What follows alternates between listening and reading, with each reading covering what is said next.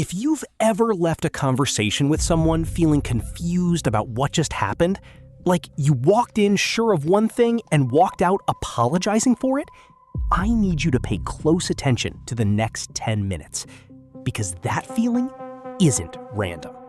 It's not you overthinking. It's a specific pattern of behavior that has a name, and once you learn to see it, you cannot unsee it. In this video, I'm breaking down 7 signs of narcissistic behavior, but not the obvious ones you've already read about. We're going past they're obsessed with themselves and into the subtle, almost invisible signs that show up in day-to-day conversations, including sign number 5, a specific phrase pattern that narcissists use almost word for word that most people mistake for a compliment. By the end of this, you won't just know the signs, you'll know exactly what to do the next time you spot one, in real time, while it's happening. Clinical psychologists who study narcissistic personality disorder, including researchers behind the widely used Narcissistic Personality Inventory, have spent decades mapping this behavior. What we're covering today is pulled directly from that research, not internet pop psychology. Here's a question. Has someone ever given you a compliment that somehow made you feel smaller afterward? In one widely cited case study, a woman described her partner introducing her at a dinner party like this. "This is my girlfriend. She's actually really smart for someone who didn't go to college." Everyone laughed. She smiled, and she went home that night feeling humiliated, without being able to explain why.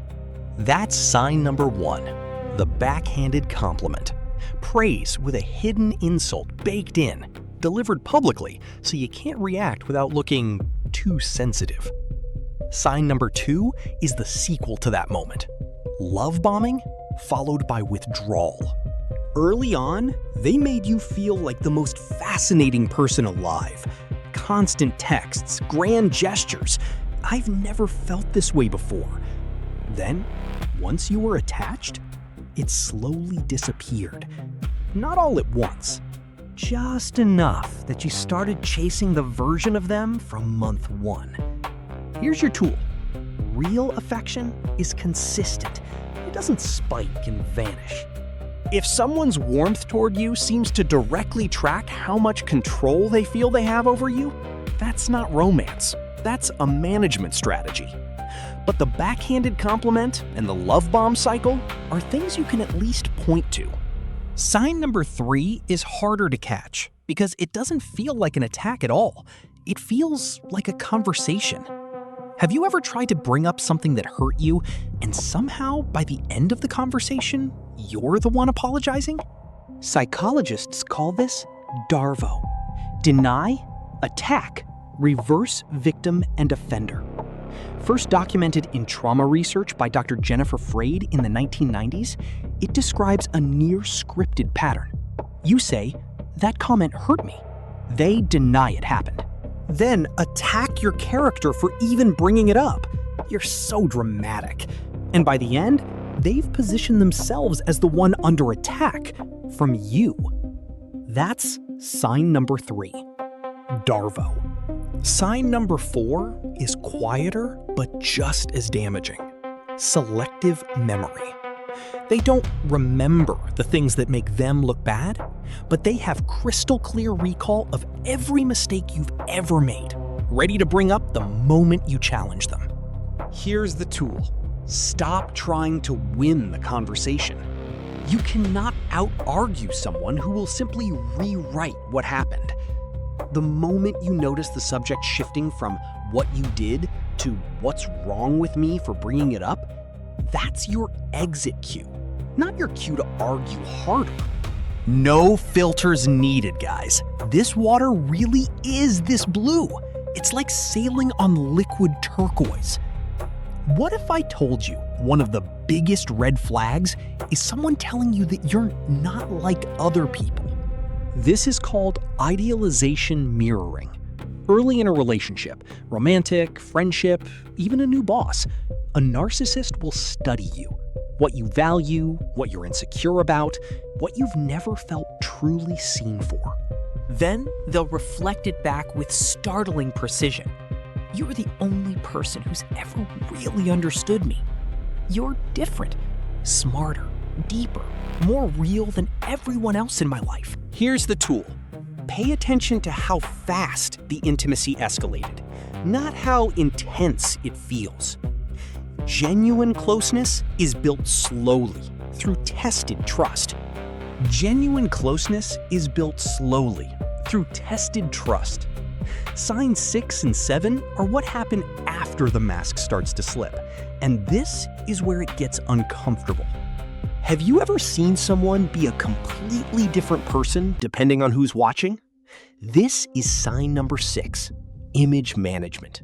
Charming and generous in public, cold or cruel behind closed doors. It's a loop, and most people accidentally feed it every single winter. The fix isn't push through the pain. Sign number 7 is the one that shows up when they don't get what they want. Rage disproportionate to the situation. Not anger that matches the moment, anger that seems to come from somewhere much older and much deeper, triggered by something small, like being mildly disagreed with. Here's the tool. Trust the private version, not the public one. Anyone can perform kindness for an audience. Who they are when there's nothing to gain, that's the real data point. Here's the uncomfortable part I need you to sit with. Not everyone who does 1 or 2 of these things is a narcissist. We all have moments of selfishness, defensiveness, even selective memory when we're embarrassed. Slapping this label on every difficult person you meet doesn't protect you. It actually makes you worse at spotting the real thing because you've diluted the definition. The real danger isn't a checklist. It's the pattern, the consistency, the lack of remorse, the way it always somehow becomes your fault. And here's the part almost nobody talks about. The people most likely to end up in these relationships aren't naive. They're often the most empathetic, most self-reflective people in the room. The ones who ask, "What did I do wrong?" instead of, "Is this normal?" That instinct to self-examine, which makes you a good partner and a good friend, is exactly what makes you an easy target. Narcissists don't seek out weak people. They seek out people who will blame themselves first. So if you take away just one thing from the next 10 minutes of your life, stop asking, "Was that bad enough to count?" Start asking, "How do I feel after I spend time with this person?" Confused? Smaller? Constantly explaining yourself? That feeling is the data. You don't need a diagnosis to trust it. But recognizing the signs is only step 1. The much harder question is what happens when the person doing this is your own parent? Because you can't just walk away from that the way you can a partner. Click on the video right here, where I break down what it actually looks like to set boundaries with a narcissistic parent without losing them completely.